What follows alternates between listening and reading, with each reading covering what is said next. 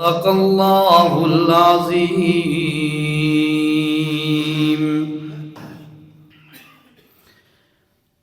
سب سے پہلے تو آپ تمام ساتھیوں کو عید کا دن مبارک ہو۔ اللہ تعالیٰ تمام ساتھیوں کو خوشیاں نصیب فرمائے۔ عید کا دن شریعت کی طرف سے خوشی کا دن ہمیں دیا گیا ہے۔ رسول پاک صلی اللہ تعالی علیہ وسلم نے فرمایا ان لکل قوم عید وہذا عیدنا، فرمایا ہر قوم کے لیے کوئی نہ کوئی دن عید کا خوشی کا ہوتا ہے، اور ہمارا یہ دن خوشی کا ہے رمضان مکمل ہونے کے بعد۔ بہرحال اس دن کے حوالے سے چونکہ ٹائم مختصر ہے، کچھ تھوڑا سا میں لیٹ ہو گیا اور کچھ شارٹ ٹائم ہے عید کا، تو میں نے اس لیے حمد و ثنا بھی مختصر کی ہے تاکہ چلو کوئی بات آپ کو سمجھا سکوں۔ چند حدیثیں سمجھیے گا، پھر آخر پہ ایک مسئلہ سمجھیے گا تاکہ اللہ کرے آپ کو اور مجھے مسئلہ سمجھ آ جائے۔ سب سے پہلے بنا تمہید حضور پاک صلی اللہ علیہ وسلم کی حدیث شروع کرتے ہیں۔ دو تین حدیثیں ہیں۔ آپ صلی اللہ علیہ وسلم نے کیا فرمایا جی؟ ان سعید بن اوس الانصاری رضی اللہ تعالی عنہ ان ابی قال، حضرت سعید بن اوس انصاری اپنے والد سے نقل کرتے ہیں، وہ فرماتے ہیں کہ قال رسول اللہ صلی اللہ علیہ وسلم، اللہ کے پاک پیغمبر علیہ السلام نے فرمایا اذا کان یوم الفطر، جس دن عید الفطر کا ہوتا ہے، وقفت الملائکۃ علی ابواب الطرق، میرے نبی نے فرمایا عید والے دن فرشتے گلیوں کے کنارے پہ کھڑے ہو جاتے ہیں۔ عید کا دن ہے، فرشتے اترتے ہیں، بڑا مبارک دن ہے۔ فرمایا وقفت الملائکۃ علی ابواب الطرق، گلیوں کے کناروں پر فرشتے کھڑے ہو جاتے ہیں، اور فنادوا اغدوا یا معشر المسلمین،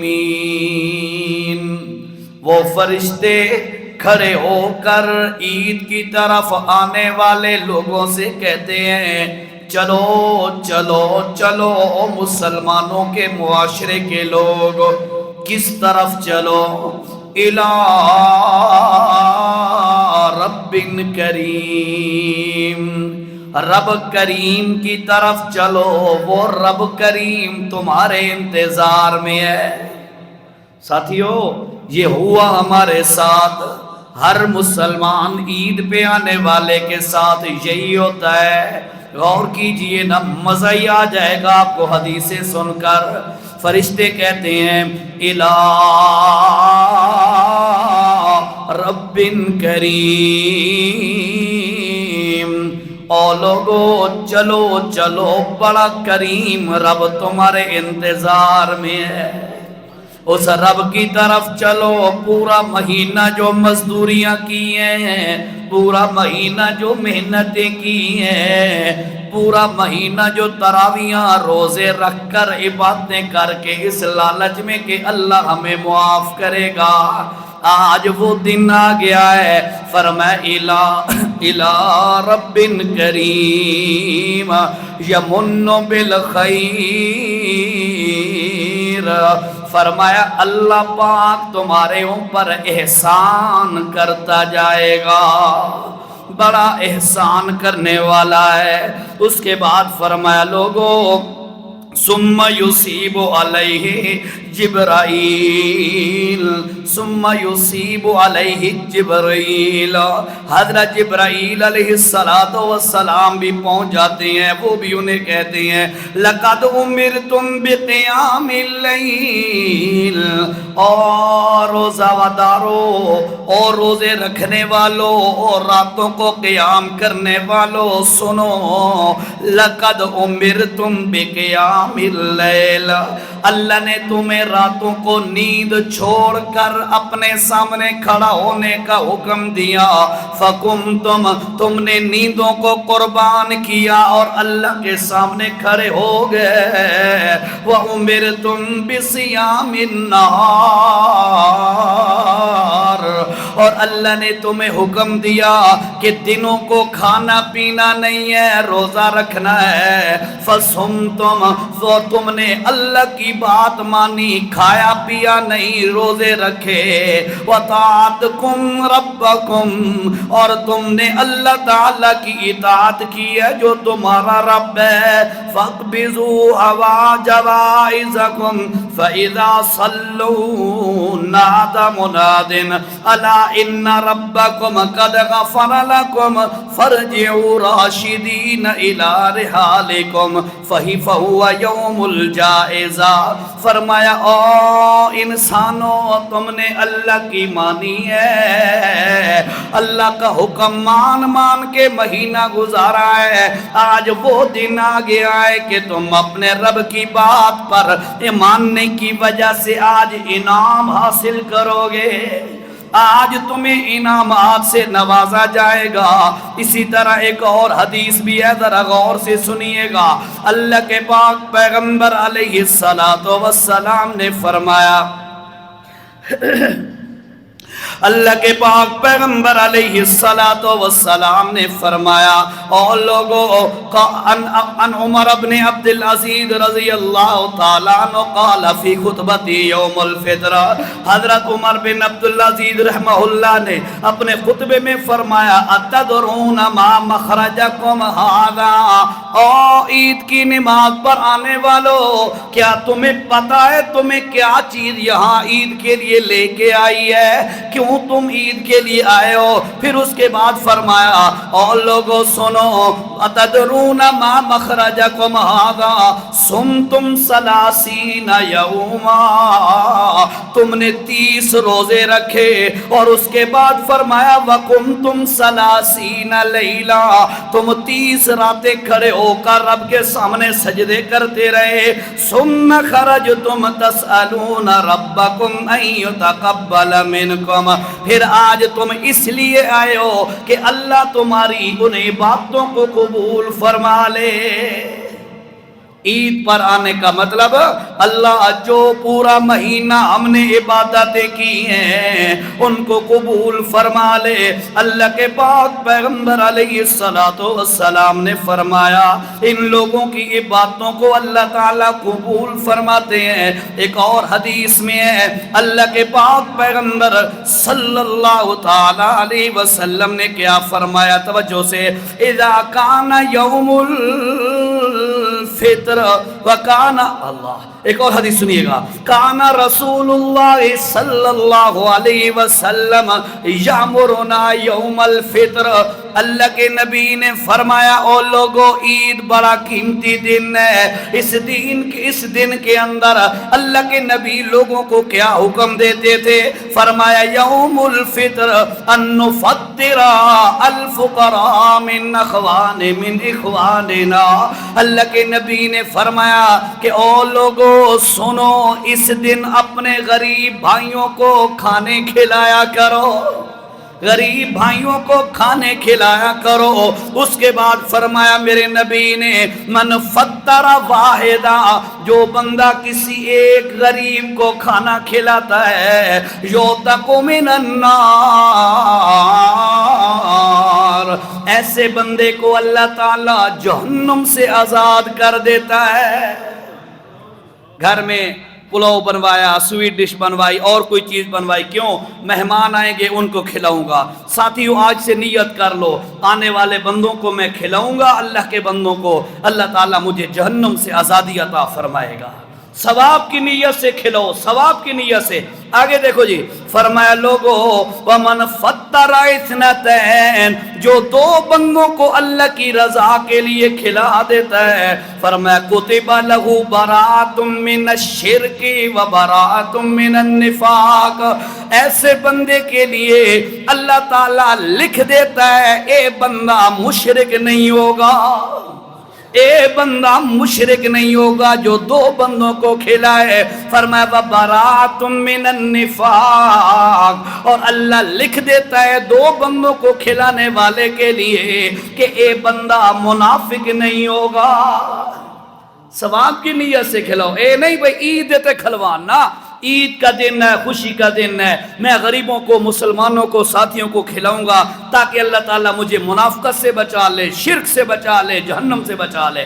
آگے سن اسی حدیث میں اللہ کے پاک پیغمبر علیہ السلام نے فرمایا وَمَنْ فَطَّرَ ثَلَاثَةً، جو بندہ 3 بندوں کو کھانا کھلا دیتا ہے عید والے دن، وَجَبَتْ لَهُ الْجَنَّةُ، اس بندے کے لیے جنت واجب ہو جاتی ہے، جنت واجب ہو گئی. بس یا رسول اللہ، فرمایا نا آگے سنو لوگو، وَزَوَّجَهُ اللَّهُ مِنَ الْحُورِ الْعِينِ، 3 بندہ نو کھوا لو جنتی واجب تے اللہ اس سے ٹائم بندے دا حور نال نکاح پڑھ دیندے. سوکھا کام ہے نا، ہے کھواؤ مہمانوں کو، جو بھی آئے اللہ کی رضا کے لیے. اب دو جتنے تک ہمارا وہ گھر میں ہے راشن موجود ہے جو پکا ہوا ریڈی میڈ، وہ پیش کر دو مہمانوں کی خدمت میں. کیوں؟ اللہ راضی ہوگا، اللہ شرک سے بچائے گا، اللہ تعالیٰ جو ہے منافقت سے بچائے گا، اللہ تعالیٰ جنت کا داخلہ بھی عطا فرمائے گا، نالے مزے دی گل ہے حور دے نال نکاح بھی اللہ کر دے گا. اے میرے نبی نے فرمایا ہے. اس واسطے بھائیو یاد رکھیے گا، غور کریے گا، اس معاملے میں پوری کوشش کر کے شریعت کے مطابق اپنی عید گزارنے کی کوشش کریں. اللہ کے پاک پیغمبر علیہ السلام نے فرمایا جب عید کا دن آتا ہے، عید کے دن صبح جب فرشتے گلیوں کے کنارے پہ کھڑے ہوتے ہیں اور کہتے ہیں چلو اللہ کی طرف، اپنے رب کریم کی طرف، لوگ آتے ہیں. اللہ کے نبی نے فرمایا او لوگو آتے ہوئے، چونکہ تمہاری خوشی کا دن ہے، غور کریں ذرا ایک پوائنٹ سمجھیے گا، تمہاری خوشی کا دن ہے، اس خوشی کے دن اچھے کپڑے پہن کر، اچھی جوتی، اچھی چیزیں پہن کر بڑی شہر نہ بن جانا، اپنے آپ کو بڑی چیز نہ سمجھنا، بلکہ زبان سے نعرے مارتے آنا اللہ اکبر، اللہ اکبر، اللہ بہت بڑا ہے، اللہ سب سے بڑا ہے، لا الہ الا اللہ واللہ اکبر، اللہ کے سوا عبادت کا حقدار کوئی نہیں، واللہ اکبر، اللہ بہت بڑا ہے. اس کے بعد اللہ اکبر، اللہ بہت بڑا ہے، میں کوئی چیز نہیں ہوں، وَلِلَّهِ الحمد، ساری تعریفوں کا حقدار بھی ایک اللہ ہے. اے نعمتیں اللہ نے مجھے دی ہیں، خوشی کا دن اللہ نے دکھایا ہے، رمضان کی باتوں کی توفیق اللہ نے دی ہے، آج اچھا پہننے کے لیے، اچھا کھانے کے لیے اللہ نے مجھے دیا ہے. چودھری خان شاہ ملک وڈیرا نہ بن جانا، زبان سے نعرے مارتے آنا، سب کہہ دو اللہ اکبر، اللہ اکبر. بولو میرا نام نہیں ہے، رب کا نام ہے. اس دن کا سب سے اعلیٰ ذکر یہی ہے. ذرا پڑھیے نا، پوری تکبیر پڑھ لیتے ہیں، اللہ اکبر، اللہ اکبر، لا الہ الا اللہ، واللہ اکبر، اللہ اکبر، وللہ الحمد. فرمایا لوگو اللہ کی تعریفیں کرتے ہوئے آنا ہے. اور سن لو ساتھیوں، ایک مسئلہ سن لو، اللہ کے پاک پیغمبر علیہ السلام نے اس دن اعلان فرمایا جو تم نے روزے رکھے ہیں ان میں کمیاں کوتاہیاں ہوئی ہیں. کیوں؟ صرف کھانے پینے سے رکنے کا نام روزہ نہیں ہے، نظر کی بھی حفاظت کرنی تھی، زبان کی بھی حفاظت کرنی تھی، اور دیگر اعضاء کو بھی گناہوں سے بچانا تھا. یہ ساری چیزیں روزے میں شامل ہیں، لیکن تم نے رکھے ہو میرے امت والو، لیکن تم سے کوتاہیاں ہوئی ہیں۔ اب تم نے کیا کرنا ہے؟ صدقہ فطر ادا کرنا ہے، صدقہ فطر ادا کرنا ہے، تاکہ اس صدقے کی برکت سے اللہ تعالیٰ تمہاری غلطیوں، کمزوریوں، کوتاہیوں کو معاف فرما دے۔ صدقہ فطر کے بارے میں نے آپ کو مسئلہ سمجھایا تھا۔ شریعت کے اندر صاحب نصاب بندے پر صدقہ فطر واجب ہے، صاحب نصاب پر صدقہ فطر واجب ہے۔ اور صدقہ فطر ہے کتنا؟ کم از کم اگر گندم کا حساب کیا جائے 210 روپے فی بندہ، 210 روپے فی بندہ صدقہ فطر ہے، یہ گندم کے حساب سے۔ اس سے اوپر جو 400، پھر آگے کھجور ہے، پھر آگے کشمش ہے، بہت مختلف نصاب ہیں۔ اسا آخری پوڑی تے کھلوندے ہیں تو لوگ ہی پتہ ہے، ہاں تو چلو آخری پوڑی تے کھلو، وہ ادا کرو کم از کم۔ صدقہ فطر جو ہے 210 روپے پر ہیڈ، جو والد ہے، والد اس کی طرف سے اپنا اور اپنی نابالغ اولاد کی طرف سے ادا کرنا اس والد کے ذمہ ہے۔ بتاتا ہوں کس والد نے دینا ہے، نصاب بتاتا ہوں آپ کو، لیکن مسئلہ پہلے سن لیں۔ اپنا اور اپنی نابالغ اولاد کی طرف سے صدقہ فطر ادا کرنا عید سے پہلے لازم ہے۔ اگر عید کی نماز پڑھنے تک بھی ادا نہیں کر سکا تو معاف نہیں ہے، عید کے بعد ادا کرنا ہوگا، ٹھیک ہو گیا۔ اس کے بعد جو بالغ بچیاں بچے ہیں، اگر ان پر اپنا ذاتی صدقہ فطر واجب ہے تو وہ ادا کریں۔ جو بالغ بچے بچیاں ہیں ان پر اپنا پرسنلی صدقہ فطر واجب ہے تو وہ ادا کریں، اور بیوی پر بھی اسی طرح اپنا پرسنل علیحدہ صدقہ فطر اس پر واجب ہے تو وہ ادا کرے۔ ہاں اتنا ہو سکتا ہے کہ جو والد ہے یا خاوند ہے وہ اگر اپنے بالغ اولاد اور اپنی بیوی کی طرف سے صدقہ فطر دینا چاہے، یا کوئی بیٹا کہہ دیتا ہے ابا جی میں آپ کی طرف سے، امی کی طرف سے، باقیوں کی طرف سے میں دے دیتا ہوں، تو وہ یہ ادا کیا جا سکتا ہے، اس میں کوئی حرج نہیں ہے۔ اب کس بندے پر صدقہ فطر واجب ہے؟ جو بندہ بالغ ہے، بالغ مسلمان عاقل، یہ شرط ہے۔ اس کے بعد جس بندے کے پاس نصاب موجود ہے، نصاب کتنا ہے جی؟ 52.5 تولے چاندی، 52.5 تولے چاندی کے حساب سے اگر کسی بندے کے پاس بنیادی ضروریات سے زائد، بیسک ضروریات سے زائد اگر کسی بندے کے پاس 52.5 تولے چاندی کے برابر قیمت ہے تو اس پر صدقہ فطر واجب ہے۔ اب بیسک ضروریات کیا؟ رمضان میں یہ مسئلہ ہو گیا، لیکن عید میں چونکہ نئے ساتھی بھی آتے ہیں، سب کو پتہ ہونا چاہیے مسئلے کا، اللہ کرے سارے ہی ادا کریں جو صاحب نصاب ہیں۔ جو ہے بیسک ضروریات کیا ہیں؟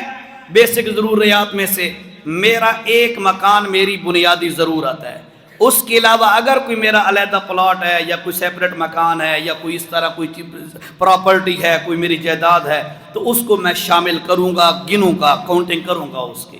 اسی طرح میری بیسک ضروریات، گھر کے جو ضروری ایٹم ہیں جو سال بھر میں بھی استعمال ہو جاتے ہیں، کبھی کبھار نہیں بھی ہوتے لیکن ضروری اپنے کچن وغیرہ میں ہم نے رکھے ہیں، بھائی مہمان آئیں گے تو استعمال کریں گے، یہ چیزیں، یہ ساری بیسک ضروریات ہیں۔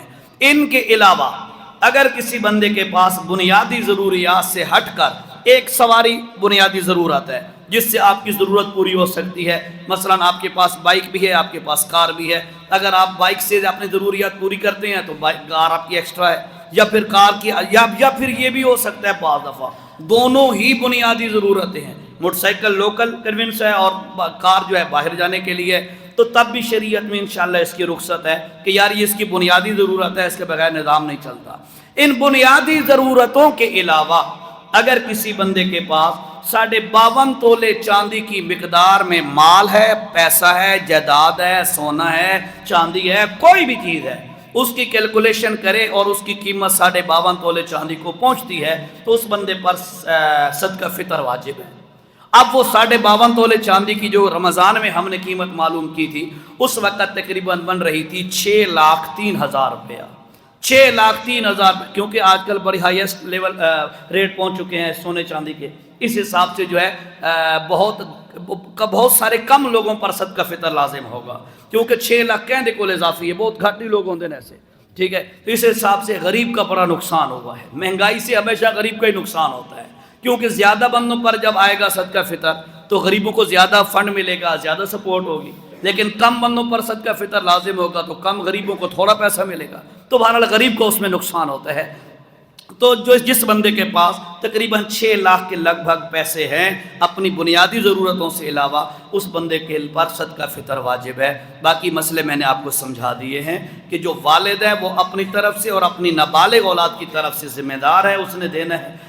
جو بڑی بالغ اولاد ہے اس نے خود دینا ہے، اگر اس کے پاس علیحدہ سے پیسے ہیں تو۔ اگر اس کے پاس علیحدہ سے پیسے اس کے پاس اتنے نہیں ہیں پھر ان پر صدقہ فطر واجب نہیں ہے۔ ٹھیک ہو گیا جی، صدقہ فطر کے بارے میں یہ بات ذہن میں رکھیے گا۔ اچھا ٹائم بھی ہو گیا جی، نہیں پونے تے ٹائم رکھا سے گل کر گیا نہیں عید والے دہاڑے۔ چلو ٹھیک ہے، اسانو تو کوئی ایشو کو نہیں، تساں تھک پوزو۔ بہرحال آج عید کا دن ہے، چھوٹی سی حدیث سنو، پھر ایک چھوٹا سا مسئلہ سنو 2-4 منٹ میں، پھر انشاءاللہ بات سمیٹتے ہیں۔ اللہ کے پاک پیغمبر علیہ السلام نے فرمایا جب عید والے دن لوگ عیدگاہ کی طرف آ رہے ہوتے ہیں، فرشتے گلیوں کے، یہ اور حدیث ہے جس کا مفہوم ہے، فرشتے گلیوں کے کنارے پہ کھڑے ہوتے ہیں اور عید پر آنے والوں کے ساتھ مصافحہ کرتے ہیں، مبارکیں دیتے ہیں۔ اللہ تعالیٰ ان سے پوچھتا ہے اور فرشتوں یہ بندے کیوں آئے، کیوں اس لیے آئے، کس وجہ سے یہ عیدگاہ کی طرف آئے؟ مفہوم حدیث ہے، اللہ کے نبی نے فرمایا، فرشتے کہتے ہیں اللہ عالم، اللہ تو بہتر جانتا ہے۔ اللہ پاک فرماتے ہیں یہ میرے وہ بندے ہیں جنہوں نے پورا مہینہ محنتیں کی ہیں اور آج ان کی مزدوری کا دن ہے، بدلے کا دن ہے۔ پھر فرماتے ہیں اللہ پاک او فرشتوں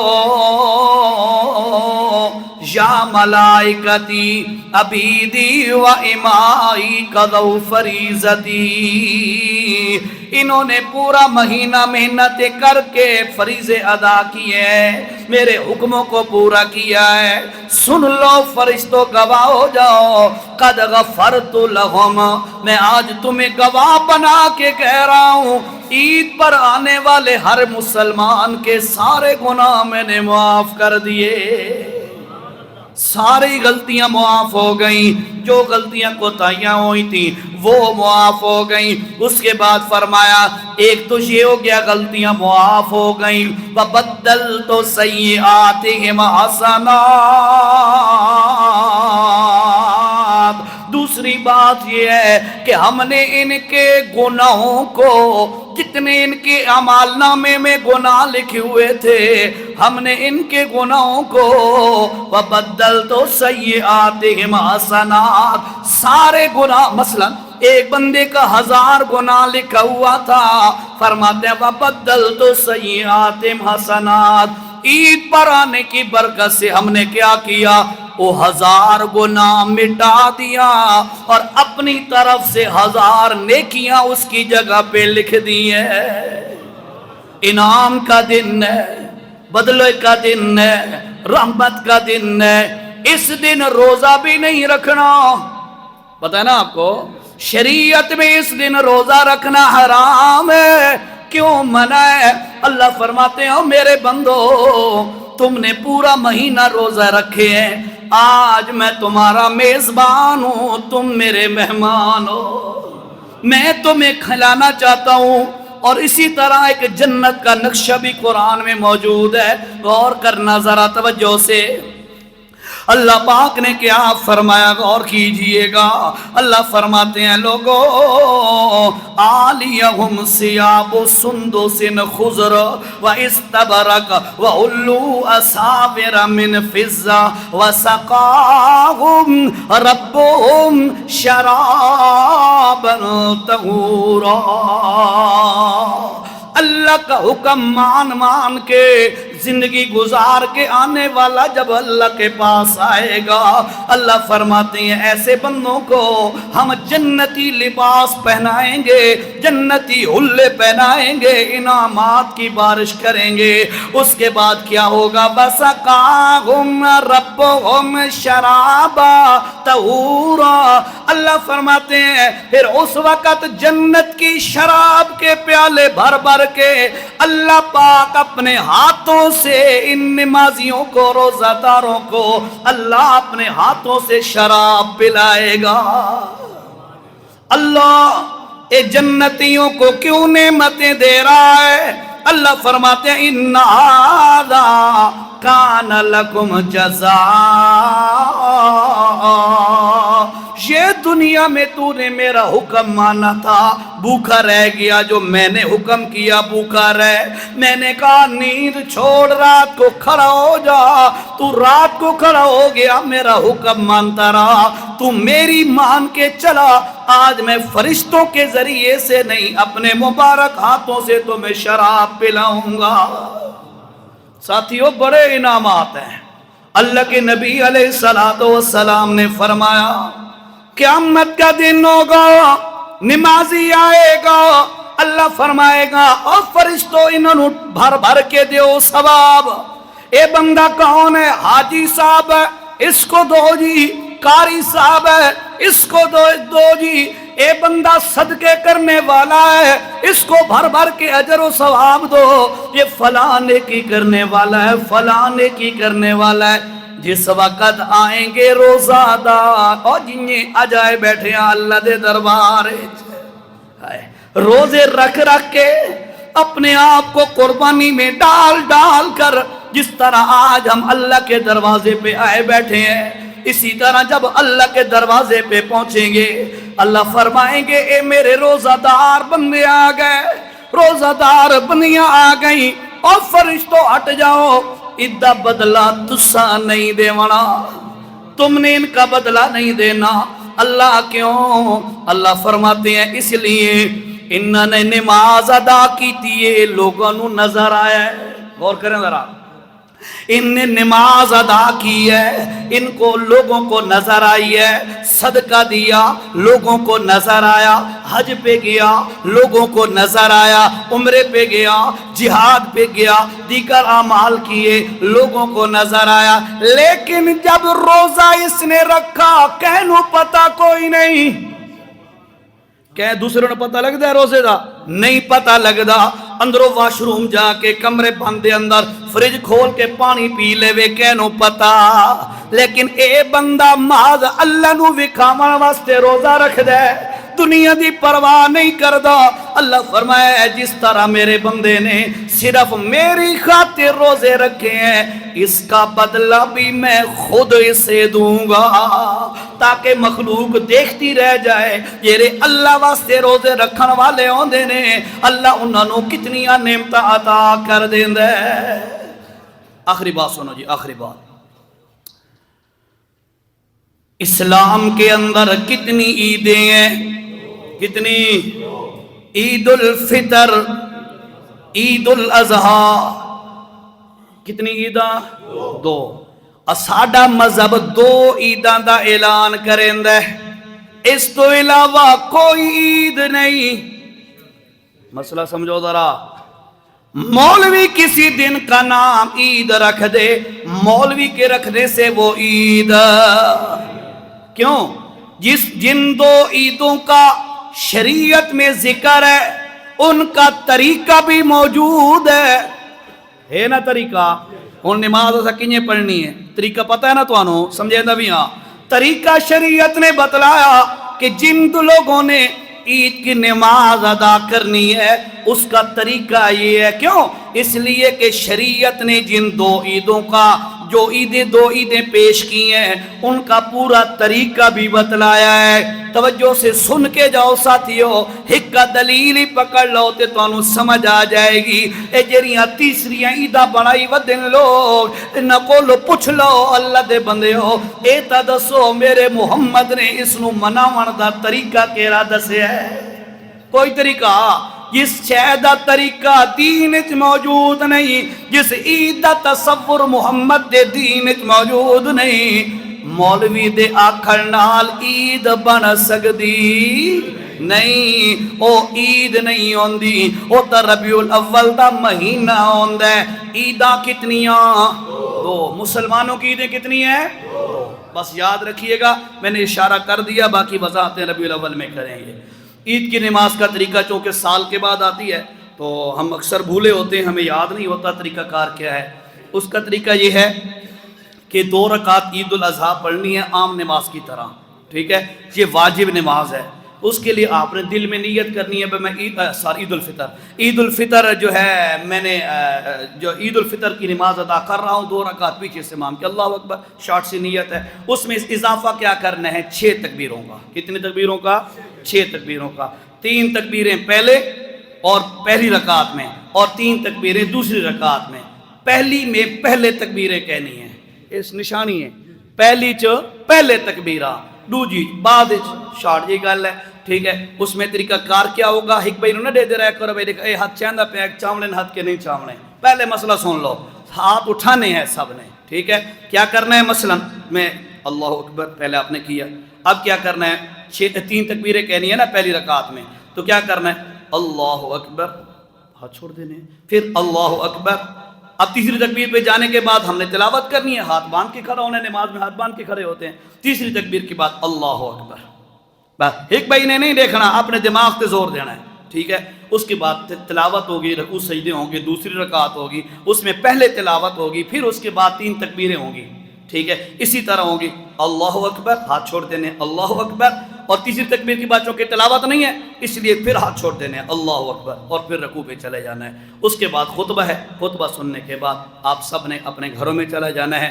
یاد رکھیے گا یہ دن دعا کی قبولیت کا دن ہے، ٹھیک ہے، لیکن اس دن دعا مانگنے کس وقت ہے؟ خطبے کے دوران۔ خطبے میں عربی میں دعائیں مانگی جاتی ہیں، انشاءاللہ کچھ نہ کچھ تھوڑا سا حصہ ڈالیں گے دعاؤں میں، تو آپ نے دل ہی دل میں آمین آمین کہنا ہے، آپ دعا میں شامل ہو جائیں گے۔ وہ دعائیں جو علماء کرام نے نبی علیہ السلام سے منقول دعائیں لکھی ہیں، انشاءاللہ وہ دعائیں خطبے میں آ جائیں گی، آپ انشاءاللہ ان دعاؤں پہ آمین کہہ دیں گے تو بڑا کافی ہو جائے گا۔ ٹھیک ہو گیا جی؟ بس آپ صفحے سیدھی کریں۔